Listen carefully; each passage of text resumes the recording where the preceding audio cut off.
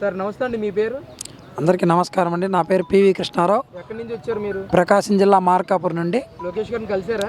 సార్ని కలిసాం సార్, లోకేష్ గారిని. సమస్య మీద వచ్చారు అసలు? ఇట్లా మార్కాపూర్లో భవన నిర్మాణ కార్మికులకి ఇసుక సమస్య ఉంది, అది బాగా విన్నారు సారు.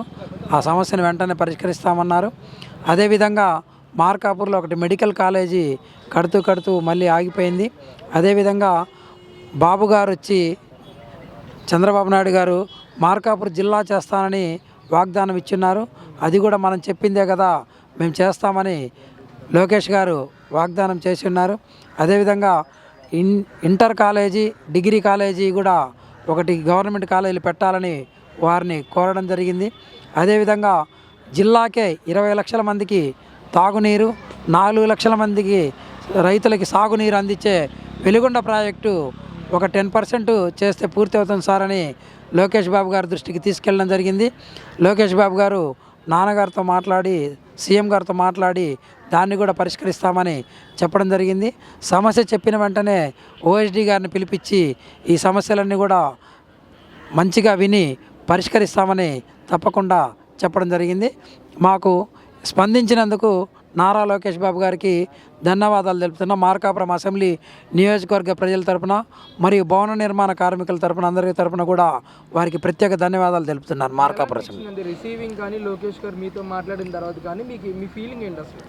అంటే ఇట్లా సీఎం గారి ఇంటికి గతంలో ఎవరిని ఇంటికి రానిపించేవాళ్ళు కాదు. ఇప్పుడు ఉదయాన్నే వచ్చాం, తెల్లవారుజామున 3ంటికి ఎమ్మటి 6 గంటలకల్లా పంపించి అందరినీ సమస్యలు అడుగుతూ ఆప్యాయతతో పలకరిస్తూ సమస్యను వెంటనే సంబంధిత అధికారుల దృష్టికి తీసుకువెళ్ళి పరిష్కరించి చెప్పడం అనేది చాలా బాగా నచ్చింది. ఇదే విధంగా ప్రభుత్వం ఉండాలని కోరుకుంటూ ప్రజల సమస్యలు వెంటనే పరిష్కరించే ప్రభుత్వం వచ్చిందని ఆనందపడుతున్నాం. ప్రజా దర్బార్ సక్సెస్ అయిందంటారా? ప్రజల సమస్యలు పరిష్కారం అవుతున్నాయి అంటారు ఈ ప్రజా దర్బార్ వల్ల? ప్రజా దర్బార్ వల్ల ఈ యొక్క రాజకీయ నాయకులు, సీఎం గారు, లోకేష్ గారు స్పందించినట్లుగా అధికారులు కూడా వెంటనే స్పందించి పనులు పరిష్కరించినట్లయితే ఈ యొక్క ప్రభుత్వానికి, అధికారులకు కూడా మంచి పేరు వస్తుందని కోరుకుంటున్నాను. ఎలా అనిపించింది ఎన్డీఏ ప్రభుత్వం అధికారంలోకి వచ్చి 100 రోజులు దాటుతూ ఉంది కదా, పాలన ఏ విధంగా ఉంది అసలు? గతంలో అధికారులు చెప్పినా, ఎమ్మెల్యేలకు చెప్పినా, మంత్రులకు చెప్పినా వినే పరిస్థితి ఉండేది కాదు. ఇప్పుడు ప్రజా సమస్యలు వినే ప్రభుత్వం వచ్చిందన్నట్టుగా ప్రజలందరం కూడా భావిస్తున్నాం. లోకేష్ గారి పనితీరు ఎలా ఉందంటారు అసలు మంత్రిగా బాధ్యతలు స్వీకరించిన తర్వాత? ఈ యొక్క రాష్ట్ర పర్యటన చేస్తూ అదేవిధంగా ప్రతిరోజు కూడా ఉదయం అర్జీలు స్వీకరించడం అనేది తన నియోజకవర్గం సమస్యలే కాకుండా రాష్ట్ర వ్యాప్త సమస్యలన్నింటినీ కూడా తెలుసుకొని వెంటనే సంబంధిత అధికారుల దృష్టికి తీసుకువెళ్తూ సార్ చాలా బాగా కష్టపడుతున్నారు లోకేష్ బాబు గారు. ఇదే విధంగా ఈ యొక్క 5 సంవత్సరాలు కూడా కష్టపడితే మళ్ళీ ఈ యొక్క ఎన్డీఏ ప్రభుత్వం రావడానికి అవకాశం ఉంటుందని కోరుకుంటున్నాను. అంటే మీ ప్రాంతానికి సంబంధించి వెలిగొండ ప్రాజెక్టు జీవనాధారం అని చెప్పుకోవచ్చు.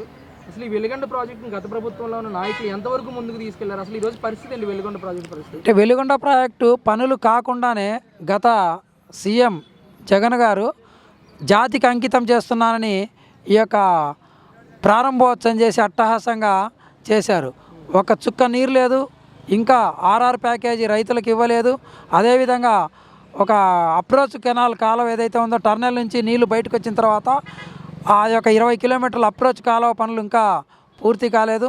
ఇవన్నీ పెండింగ్ పనులు పెట్టుకొని ఏదో నేను చేశాను, నా పేరే శిలాఫలకంలో పడాలనే ఉద్దేశంతో జగన్మోహన్ రెడ్డి తొందరపాటు చర్యగా ప్రారంభించేసి ప్రజలను ఎత్తిన బండ వేసినట్టుగా పూర్తి కాకుండానే మోసం చేశారు జగన్మోహన్ రెడ్డి గారు.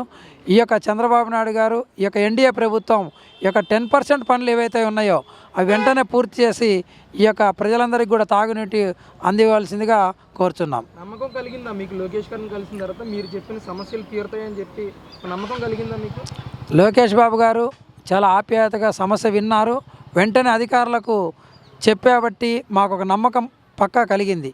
చేయగలిగే సమస్యలు చేయగలుగుతారని నమ్మకం కలిగింది. నమస్తే అండి, మీ పేరు? Sir Ramakrishna sir. ఎక్కడి నుంచి వచ్చారు మీరు? సత్యసాయి జిల్లా కనగనపల్లి మండలము, కొండపల్లి గ్రామము, 9 రెవెన్యూ భూమి. ఎందుకు వచ్చారు ఇక్కడ? ప్రజా దర్బార్ రావడానికి కారణం ఏంటి? ఏ సమస్య మీద వచ్చారు? Land issue sir. ఏం జరిగింది అసలు? మేము సాగు చేసుకుంటూ ఉన్నాం. మాకు మా ఇందిరం కాలంలోనే మాకు పట్టా ఇచ్చారు సార్. ఇచ్చింటారే అప్పుడు గత ప్రభుత్వం వాళ్ళు అన్యాయంగా అక్రమంగా మా మీద మానసికంగా విత్తి బండి ఆదినారాయణ బండి నాగరాజు వీళ్ళు భూమి ఆక్యుపై చేసి దగ్గర 1.5 ఎకరా రాశారు మాకి.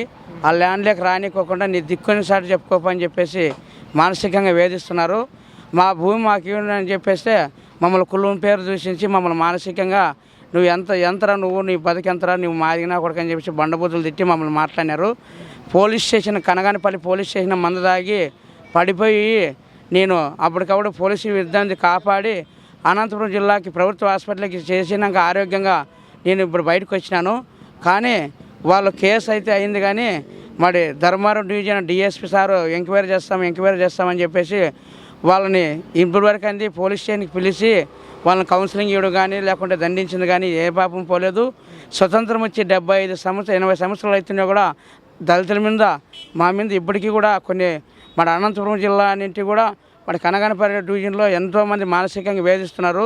మా పైన గౌరవనీయులైన పెద్దలు మరి రాష్ట్ర ముఖ్యమంత్రి చంద్రబాబు నాయుడు సారు లోకేష్ సారు అందరూ కూడా యాక్షన్ తీసుకొని దళితుల మీద అన్యాయం జరగకూడదు న్యాయం చేయాలని మేము ఆశపడుతూ మరి వెంటనే వాళ్ళ మీద ప్రభుత్వం వాళ్ళు వెంటనే ఫోన్ చేసి దళితుల మీద కావాల్సిన భూములు అయితే అన్యాయం కోల్పోకుండా న్యాయం చేయాలని రిక్వెస్ట్ చేస్తూ సెలవు చేసుకుంటున్నాం. జై భీమ్.